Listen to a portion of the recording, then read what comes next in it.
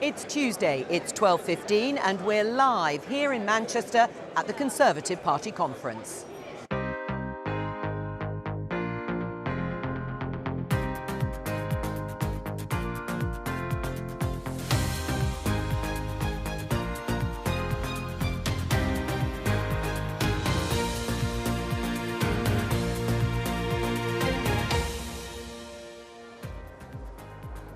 Joining me first, Daily Mirror political editor Pippa Crerar and senior visiting fellow at the Centre for Policy Studies, Frank Luntz. Today, the Prime Minister says there isn't a crisis caused by labour and supply shortages. There are going to be difficulties that we have to address as the world economy wakes up. I think that this Christmas, as I've said before, will be considerably better than last Christmas. Ministers promise again to get tough on climate protesters. I will not tolerate the so-called eco-warriors trampling over our way of life and draining police resources. But how do Conservatives feel about the government's own climate targets? There was a government report in The Sun, I couldn't believe, it's too absurd, you couldn't make it up, but saying that we're going to have to get our protein from insects. I mean, it sounds like a joke, except they mean it. And Priti Patel has also announced an inquiry into the police following the murder of Sarah Everard. Is the government doing enough to tackle violence against women? If you could just flick a switch and turn off misogyny, I'm sure the elected leaders would choose to do that.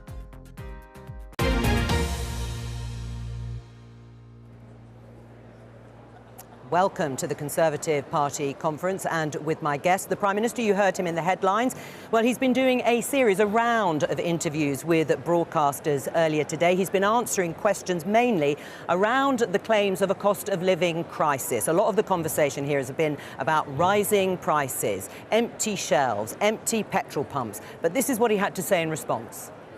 The way to think about this is that imagine that the world has been, or the UK in particular, has been in a deep freeze, and the pipes are unfreezing right now. That's what's happening, and it's that stresses and strains caused by an economy that is really waking up.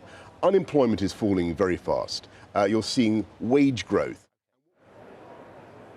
Frank, he's saying these are stresses and strains, but people have been looking around their own locality and thinking, what's going on? Do people blame him? They're concerned. And in our research for the Center for Policy Studies, this is actually the number one thing, the number one attribute that voters do not think politicians understand. The increase in prices, the cost of living, the cost of life. I don't believe it's a problem for him right now, but if this continues over the next year or two, it will become a problem for the Conservatives, because in the end, voters believe that one of the main responsibilities of an elected official is to understand the cost of life and to keep it down. Right, so the claim of being out of touch, is that going to stick? I don't believe it sticks. I don't believe it's a real claim. That this Prime Minister, this is remarkable to me. The party may pay a price for this, but not the Prime Minister. I've been watching him. Everybody wants to touch him. Everybody wants to know him. We don't have this in America. It's almost like he's a rock star wherever he goes, not just in this space, but across the country. But the party better be careful, because the public does see rising costs as the responsibility of this government. Right, a rock star. Is that how you see Boris Johnson, Pippa Crerar, when you think about the backdrop here, and actually it'll be the party that will be the focus of any blame that's coming down the track? What's your view? Well, he certainly has that electoral stardust. I mean, we saw that at the last election when he managed to, probably as the figurehead of the Tory party, a lot of it was down to him to win that 80-seat majority. And of course, he's amongst the Tory faithful here. They're all desperate to get a piece of him.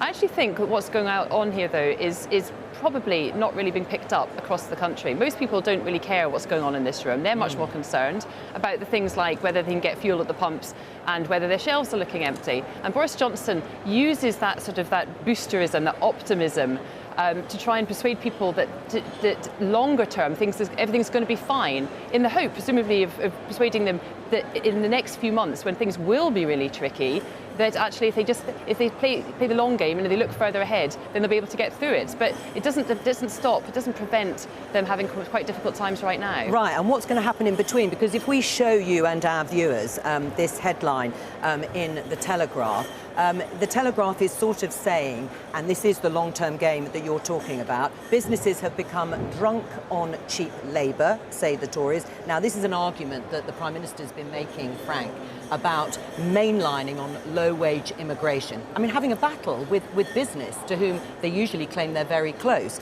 And then there's another story reporting that a cabinet minister said if consumers have to pay more for pork, then they have to pay more for pork. This is levelling up in action. I mean, is it credible that the public are going to buy that? Well, we're having the same problem in the States. And actually in America, it's even worse because we've now become drunk on not having to go to work, on collecting a check for staying at home. And that is something that you in the UK said enough. In America, we're still doing it. And the public is getting really, really angry that 85% of the country has to pay for that other 15%. So here, life is just not the same right now as it was 2 years ago.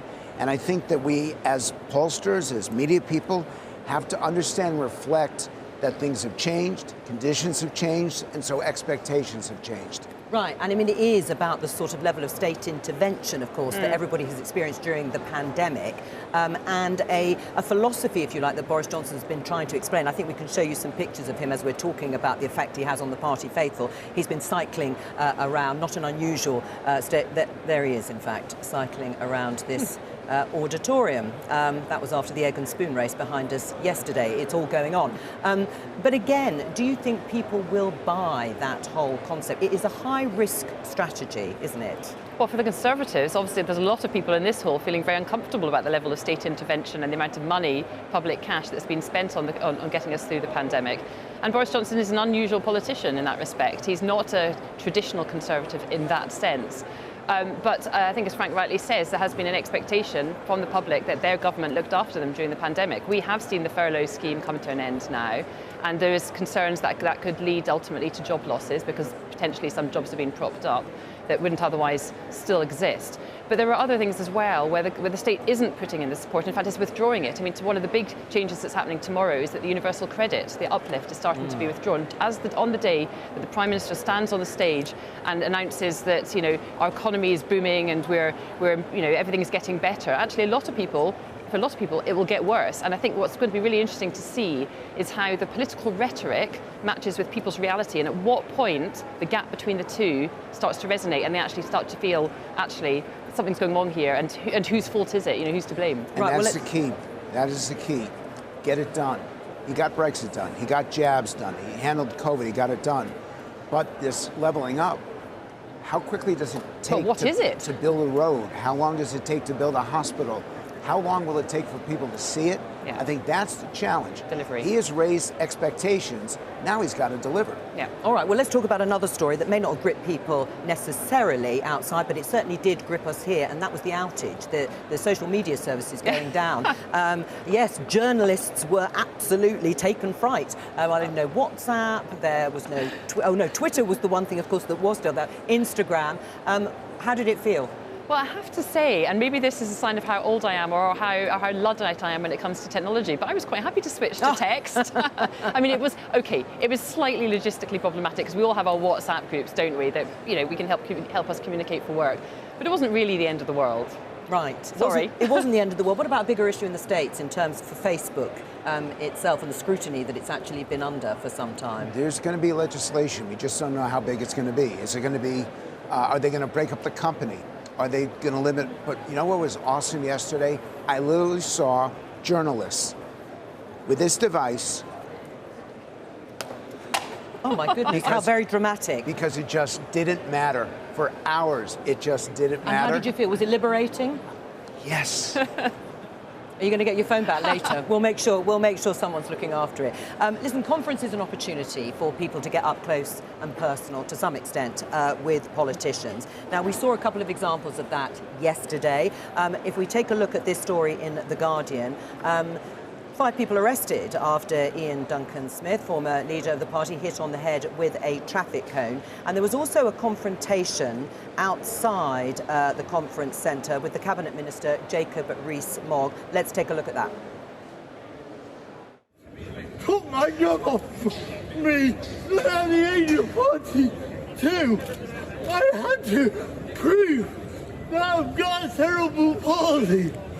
And you're saying people get jobs.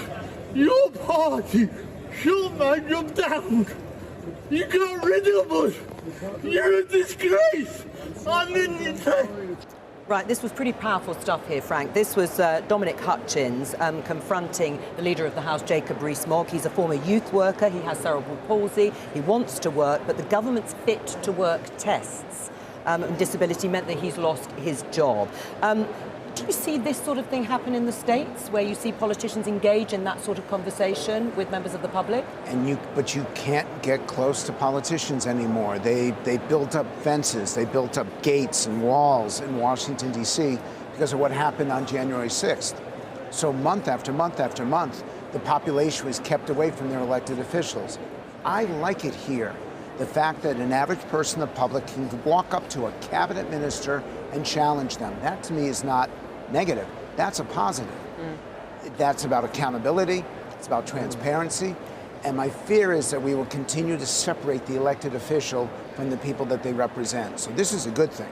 Do you think those sorts of, yes, confrontations, challenges with cabinet ministers, does it ever actually lead to a change in policy? Do you think it sort of brings pressure to bear, or at least it is about accountability, as Frank said? I do think there's two distinct things going on here. Jacob Rees-Mogg was confronted by somebody with a personal story to tell about how he was finding the benefit system challenging, how he'd lost his job because of government cuts to youth cuts. It was a very courteous exchange. He was obviously angry and upset, but there was no sort of threat of violence or anything like that. And then you've got the situation with Ian Duncan Smith, where people were shouting out at him. I think it was a traffic cone being thrown around, and that was, verging on violence, and that isn't acceptable. I mean, that just lowers the tone of debate across the board. It's not acceptable wherever it's coming from, and I would be all for the former and absolutely against the latter, and I think probably most reasonable people would. But it is obviously the risk of having that sort of transparency where you have politicians wandering up and down the street without personal protection around them, that you might encounter some of the seconds. And having been in Washington myself a couple of weeks ago and seen how closeted the politicians there are, we got close to them because we're journalists, but the public can't. I think that, how are people supposed to keep in touch with the average man or woman on the street? Please don't lose that. Please keep it. I've been so impressed with the political dialogue here. It's more policy oriented. It's actually less about image. And the fact that there's that interaction, I hope you keep it, because I know what we've lost in America. All right, I'm just going to show you some pictures. I think we might have seen a glimpse of these pictures while we were talking. I think they were being shown accidentally. These are from, I realise now what these pictures are. You can probably explain the difference, though, between a convention, a Republican convention like that, and the atmosphere here, Frank. Well, let me tell you, the advantage here is that you can get close to the action. You can get right up virtually on stage. And you can't do that in America. The other advantage here is that you have got more alcohol per person. I have never seen so much drinking than I have in the last 48 hours. How do you think we're expected to get through all this? Well, I would like to know who drinks more, the Conservatives, Labour, or the Lib Dems. But what you don't have is your food here, honestly, is awful. So if you want to drink your meals, this is the convention.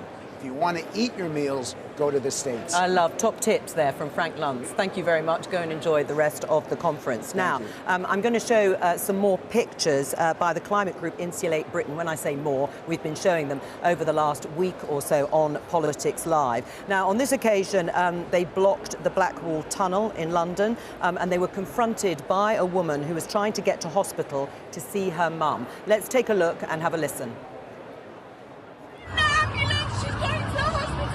Do you think I'm stupid? She's in Canterbury. I need to go to the hospital. Please, move your cars. Please. This isn't okay. Well, Priti Patel, the Home Secretary, has been giving her big speech here today. You may have heard the applause at the beginning of the programme as the party faithful welcomed her. She's also been discussing, amongst other things, further measures as the government would like to put in place to prevent these sorts of protests, of roads being blocked. Let's have a listen to what she had to say. The freedom to protest is a fundamental right our party will forever fight to uphold. But it must be within the law. Measures already going through Parliament will ensure that these criminals can be brought to justice for the disruption that they are causing. But we are going to go further to close down the legal loopholes exploited by these offenders. So today I can announce that we will also increase the maximum penalties for disrupting a motorway, criminalise interference with key infrastructure such as roads, railways and our free press, and give the police and the courts new powers to deliver so that they can deal with the small minority of offenders intent on travelling around the country, causing disruption and misery to our communities. Well, that was Priti Patel outlining further measures that the government is going to take. Let's talk to Mark Easton, the BBC's home editor. Mark is at the High Court, I understand. Mark, just tell us why you're there. Well, there was a hearing today in relation to Insulate Britain, the protest group at the heart of the big road disruption that we've seen over the last couple of weeks. And in fact, there was a small group of them outside the High Court with their banners just a moment ago. And it was interesting because quite a lot of the drivers going by were kind of honking their horns against them and making comments out of their windows. And I suspect that chimes with a sort of general public mood that something needs to be done to stop the kind of hugely disruptive protest that we've seen in and around London recently. As you say, the M25, the Blackwall Tunnel, the hangar gyratory system. Anyone who knows that will know that's normally disrupted anyway, but they added to all of that. And I think there is a sense that something needed to be done. And Home Secretaries, of course, particularly at conference season, are always keen to try and be in tune with popular opinion on these kind of things, and that I think is sort of underlines why the Home Secretary was keen to put something in her speech today that specifically deals with that kind of protest, the Insulate Britain and also Extinction Rebellion. Right. I mean, Mark, there's been an awful lot talked about, said, and now being introduced by the government to prevent the sort of protest that you've described. What's in place already? And we just heard Priti Patel saying she's going to bring in more measures. What are they? Well, you're absolutely right. I mean, this is a government which has been introducing legislation, going through Parliament now. We're going to be seeing a new amendment to that, which will incorporate some of the things that you've just heard Priti Patel talk about. That's going to be these special orders to deal with particular protesters who move around the country, as she was saying. The Prime Minister called them irresponsible crusties. So there's something specific to deal with that. And also this point about dealing with key infrastructure. So giving police extra powers. There's real frustration, I think, at the inability of the police to do what we've seen some drivers do, literally hauling protesters off the road, because it would require a civil order to do that. And so this legislation, if it gets through, would make it a criminal offence to disrupt key infrastructure like that. Now, of course, legal experts are often prone to say that hard cases make bad laws, and the public may be hugely supportive of dealing with the problems of Extinction Rebellion blocking roads, or indeed Insulate Britain blocking motorways and supergluing themselves to the Blackwall Tunnel or whatever. But actually, many lawyers would argue that these kind of laws introduced in haste to deal with a specific problem can actually have unintended consequences. And I think that this, while it might get some big cheers at party conference today, I think there will be some close scrutiny of exactly what this means for our right to protest as that amendment to the legislation makes its way through Parliament.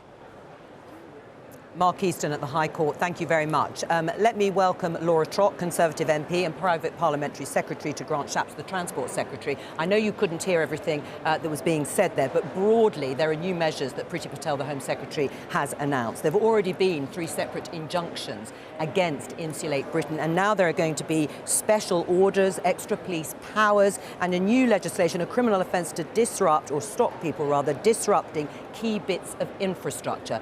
But none of it's worked. Well, I think this is why we need the new measures, because we know even more of the same thing, even though it hasn't stopped them in the least. Well, we have seen that the injunction has had some effect, but it is clear that we need further powers, which is why I very much welcome what Priti Patel put forward today. I mean, I've seen this in my own constituency. So the Insulate Britain, we're actually on the section of M25, which falls into my constituency. I was driving past, I saw how dangerous this was. You know, a car nearly hit one of the police officers who was trying to block off the junction. We cannot underestimate the disruption, the upset that this causes ordinary, people trying to get to work, trying to get to hospital, trying to move around, and it's right that we do more about it. Right, if there is a raft of legislation, most of it already in place, and now, as you say, you need more powers to do so. If that doesn't work, how far are you going to go with this? Well, I think if we look at the measures which are going to be put into a bill which is already in the House of Commons, which will be scrutinised properly and gone through at length, we're putting extra measures in which I believe are proportionate. So we're looking at stop and search, so we're looking at it for things that can be used to glue yourself to the motorway, for example, preventing people from travelling around the country doing these protests in different areas. These are all really important things which will stop these protests, which are inherently dangerous. Right, will they stop these protests? They haven't done so far. Do you think the government's handled these protesters well? I think really they're a bit of a hiding to nothing. It's really tough to know what to do about them because, as we've seen, regardless of what laws are in place, they seem to have been ignored. I think probably, though, it'll come down to public opinion.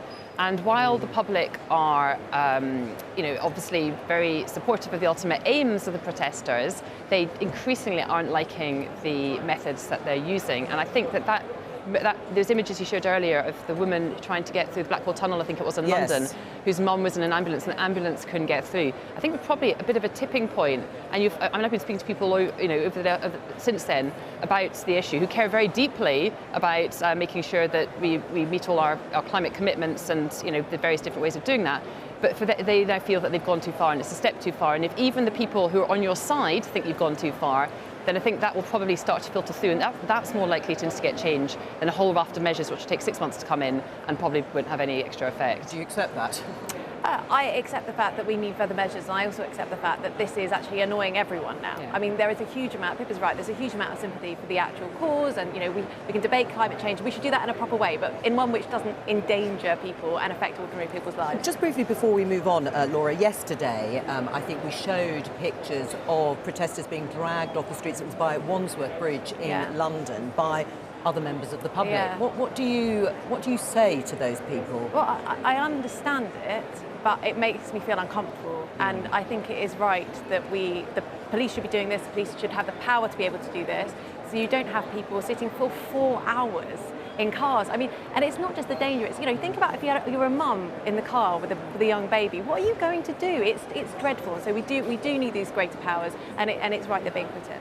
All right, we're going to talk about something else. We will also follow up on more of the Home Secretary Priti Patel's speech later on. I just want to show you this headline in the Daily Mail. It's about the Prime Minister to tell Britain to get back to work. Laura, do you agree people should now be getting back to the office? Well, we're in a different place now with the virus, thank goodness. We've had the vaccines, we're getting the booster shots, 12 to 15-year-olds are now being included.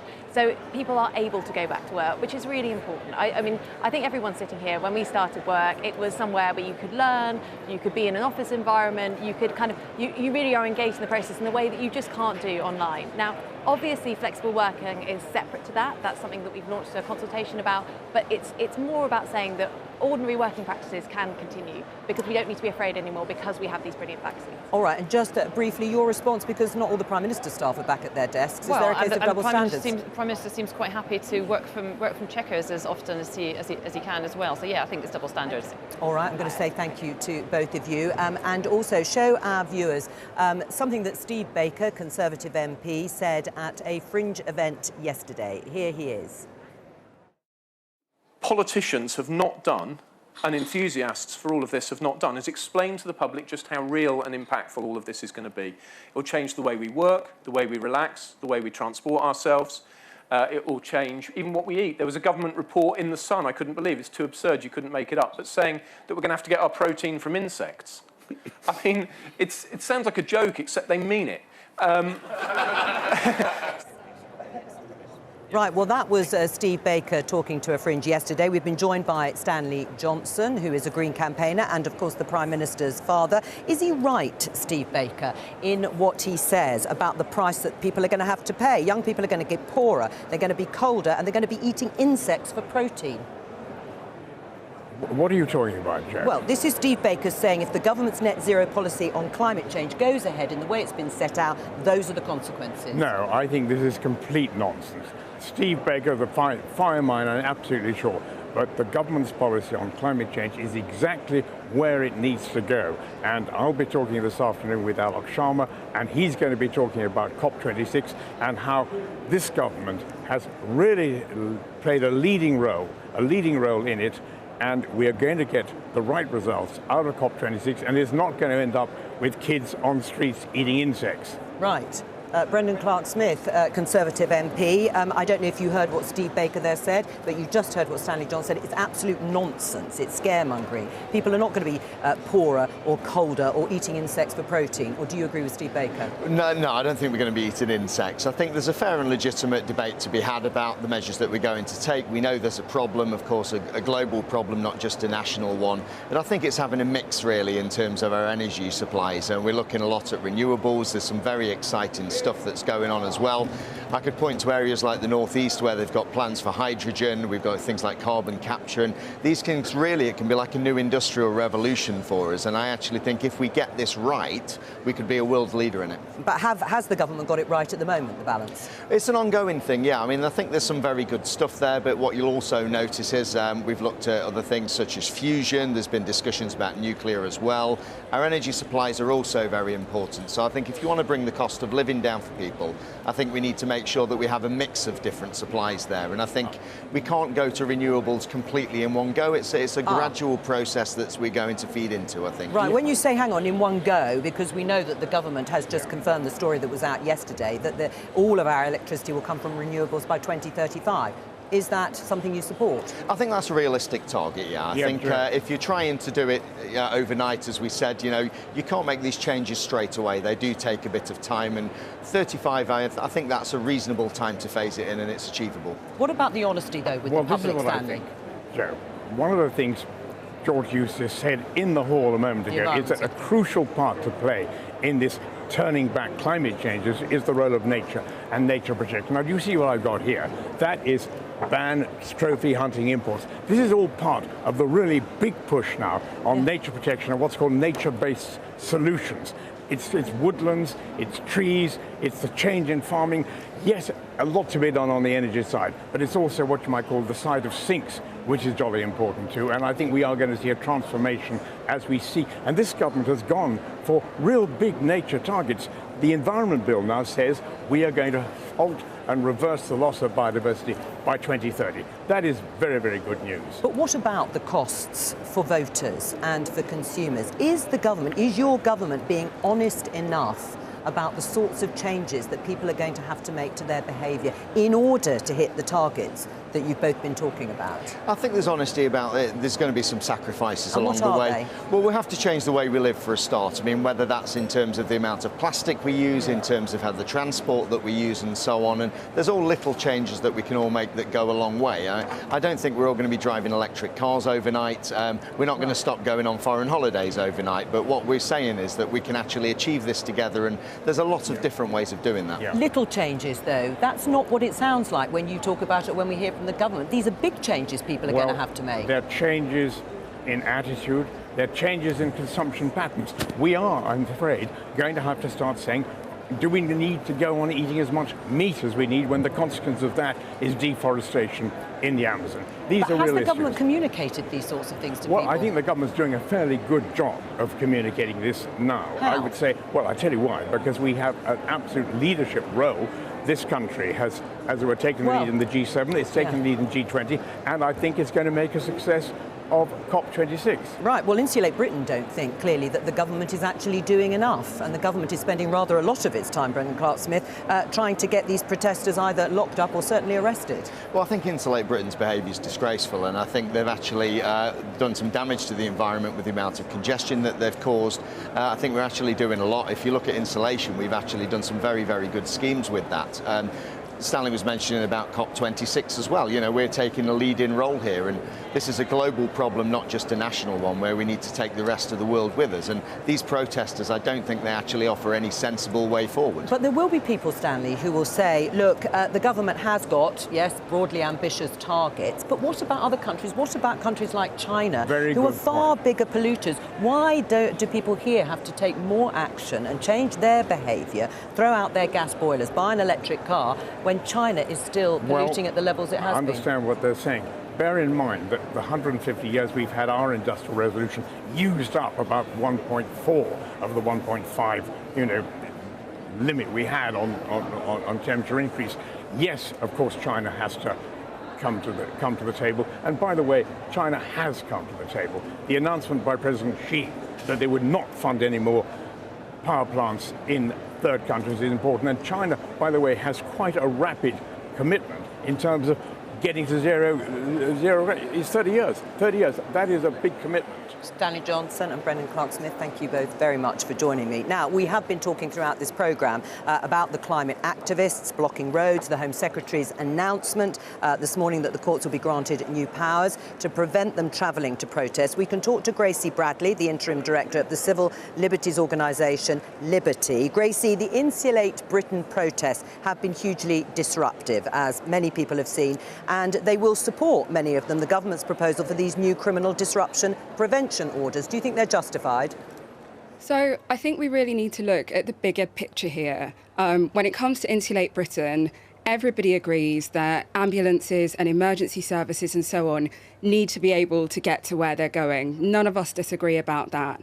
But I think the reality is that these measures are being introduced in a context that is really hostile for protests more generally. It's really unlikely that the powers the government has announced today will remain confined to protesters like Insulate Britain, because what we've seen is a long trajectory of crackdown on protest rights that stretches back well before the pandemic, whether that was the Clapham Common vigil, whether that was Black Lives Matter protesters being charged with horses, whether that was Extinction Rebellion protesters having their protests unlawfully banned by the Met. So while I completely understand how people feel about the disruption that's been caused to the roads by Insulate Britain, what we have to understand is that these measures are quite extreme and are not going to be confined to just this group of protesters. There's the real potential for them to silence all of us in our freedom to protest.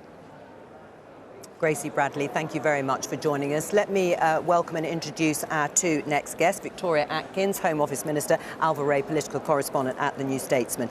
Victoria, can I start with you, because we've been talking about this pretty well throughout the programme. These new prevention orders are to target disruptive activists or those likely to commit a criminal offence. How do you identify somebody who is likely to commit a criminal offence? Well, of course, this will be for the police to determine on the ground. But I think when we've seen the scenes of the M25 and other roads being blocked over recent weeks, people not able to get to work, and then yesterday, a daughter who was trying to get her desperately ill 81-year-old mother to hospital, we need to ensure that people cannot protest in this way and disrupt people's lives in this way. We will always defend the right to protest, but we have to be able to allow other people to go about their ways of life. Proportionate in terms of the government's response? I suppose it's hard to know, or people will take different views on it. I think it is tricky, though. I mean, Insulate Britain, I think, had a terrible PR day yesterday with that terrible incident with that mother trying to get to A&E. It was pretty upsetting to see. Quite upsetting, and I suppose that this is the kind of thing that we would have been expecting from Priti Patel in her speech anyway, but the timing of it means that it will play even better than expected. So I think the party faithful, in terms of she's always, good at doing the tough on crime, strong on security stuff, and this plays quite well. And and especially so today, I think. And the great shame is, I don't think they do their cause any good, because I think there is now a groundswell of support and understanding about the pressures that our climate faces, the impacts that they have on our towns, communities across the country. So there's a lot of goodwill there. There's a lot of people who want to join the cause, but this is not the way to help people understand why these issues are so important. But I think at the same time, I think there probably are concerns in general about the government's approach to protest and curbing it. I mean, even the recent bill on this, I think there's something about cutting down on noise and disturbances, which is quite subjective. I mean, there are very often very noisy and very annoying protests. Well, by the very nature protests are, aren't they? Yeah, right outside Parliament, but it would be terrible to cut down on those, and I think there are concerns there too. You're absolutely right about proportionality, which is why, as part of our evidence gathering on the police bill, we listened to the police about the number of protests, and in a 3-month period in this year, there were around 2,000 protests. Only 12 had restrictions placed on them by the police. So I agree, we must do this proportionally, but we must also do this in a way that allows the British public to go about their daily business. All right, we're going to move on because you have a very wide-ranging brief, and it also includes responsibility for violence against women and girls. Let's just take a look at this. I know we get a lot of pushback in terms of the fact of the way of the things that the government's rolling out, but it is a whole package that is coming through. There will be real change coming.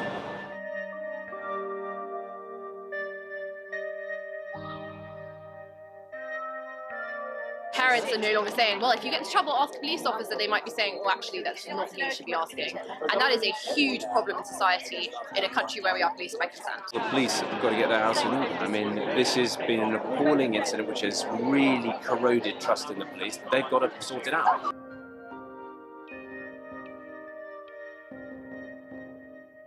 Do you think, then, that misogyny should be a hate crime or not? I think that what we should do is prosecute people for the crimes that we have on the statute book. That's what I'm focused on. I think to be perfectly frank, if you simply widen the scope of what you ask the police to do, you will just increase the problems. How do we collectively now work together to regain the trust in the police force, and what measures do we put in place? We need to be distilling the message. Public figures like myself, like those on the media, need to be putting this message out to women that it is safe to approach your police officers, it is safe to speak to somebody when they receive this sexual harassment.